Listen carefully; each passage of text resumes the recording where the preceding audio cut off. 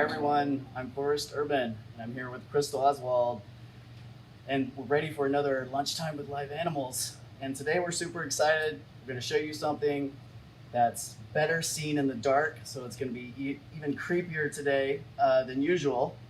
But today we're going to talk about scorpions. And I have one here, don't worry. This is a specimen. This is one of our emperor scorpions, and I'm going to show you a live one here in a minute, but I just wanted to show you this one, first of all, and talk a little bit about some new research that's come out about scorpions. First of all, somebody found a claw back in 2007 that was 18 inches long. Okay, that's this long, that's 18 inches, that's an 18-inch size scorpion claw, and was like, there's got to be a fossil for this thing somewhere. So went searching and eventually found an 8-foot fossil of a sea scorpion. Now, that is amazing. So these sea scorpions lived back when cartilaginous fishes were just getting going, that's sharks. And so the first sharks started to evolve, but back then sea scorpions were already on the scene, living in the oceans. So let's talk about scorpions. Scorpions actually are related to spiders. They're in the same class. So insects are in one class and spiders are in another class called arachnids. And they have a lot of similarities and a lot of differences. One of the similarities is that they have these two main body parts, the head and the thorax. The thorax, the cephalothorax, and the abdomen.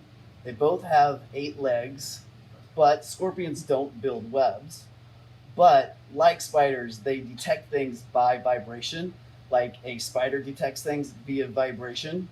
Scorpions do the same thing. They also can't see very well. Like a spider that we looked at before can't see very well at all. Maybe you can see its teeny tiny eyes. They're right up there. We'll be able to see them better later. But I just want to show you that they have these little teeny tiny beady eyes. I'm going to show you better in this larger version. Larger version. There's 2 here, and there's a few beady little eyes here on the top. So scorpions seem scary to us, but like spiders, they can't run out and get us. They can't really attack us very successfully. So you don't have to worry too much about your fear of scorpions and being attacked. Another thing that's interesting about them, in a way that they're different from spiders, is the way that they reproduce. And so scorpions actually have a form of live birth. And so a scorpion mother will hold the babies in her belly and then lay them one by one. And they form what are called scorpion lings. Let's see. Crystal's going to get the scorpion ling picture set up for me here in a minute. And then all those babies will climb up onto the mother's back and live there for about 2 months or so. And the mother sometimes eats some of those babies if she's hungry. She has so many. And they'll also start to eat each other, cannibalize each other. These are a picture of a few of the scorpion babies. This is when they first emerge and they're pure white. This is an emperor scorpion that we were just looking at here. We're going to look at a live one in a minute. This is one of the largest species of scorpion on Earth. They're from Africa. And then find me the other picture. And then they come out as little miniature scorpions. And they don't go through complete metamorphosis like, say, a butterfly or a moth would. They are little teeny tiny scorpion lings, and they become bigger scorpion lings, and bigger and bigger and bigger until finally they're a full-grown scorpion.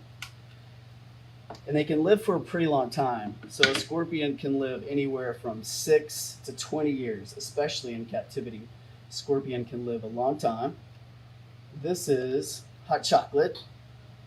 She's one of our emperor scorpions here at the Natural History Museum. She's a little bit sleepy today.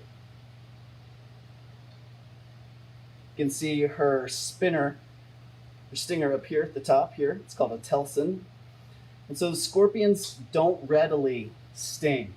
And like a spider, they use their sting to immobilize their prey and to digest their prey as well, but they don't have to use it.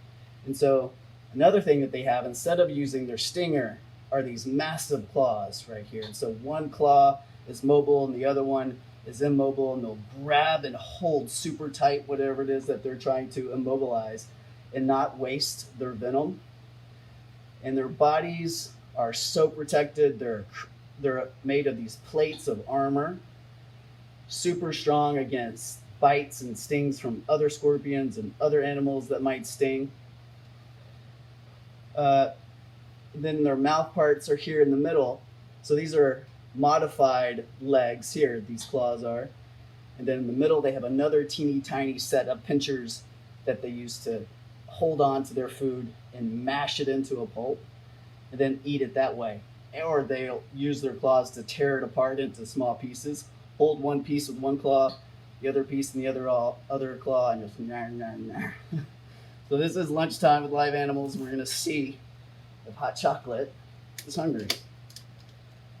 And what we'll be serving today are some roaches, delectable roaches here, and some delectable mealworms.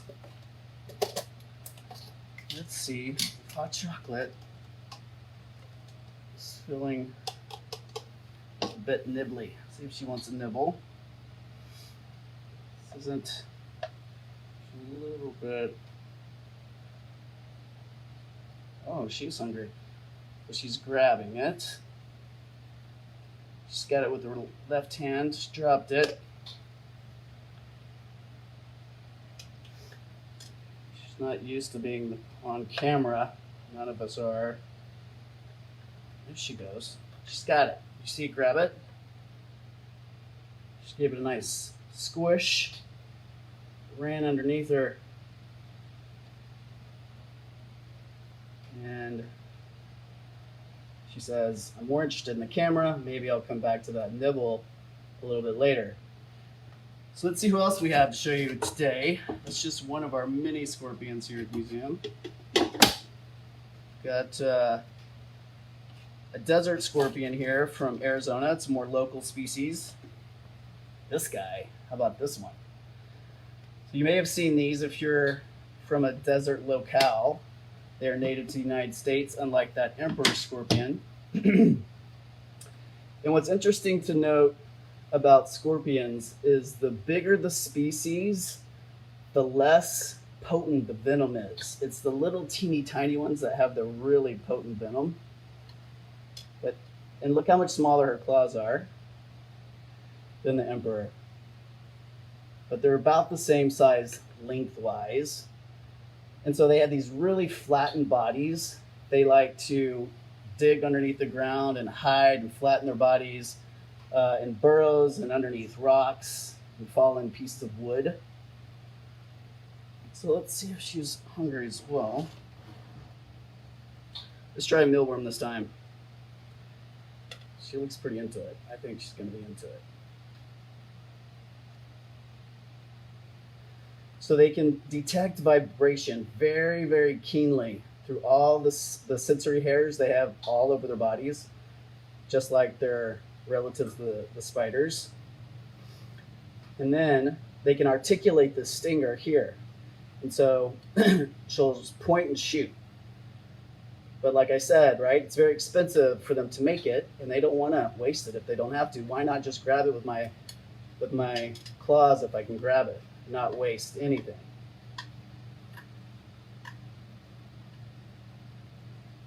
All right, so she's investigating. She's thinking about it.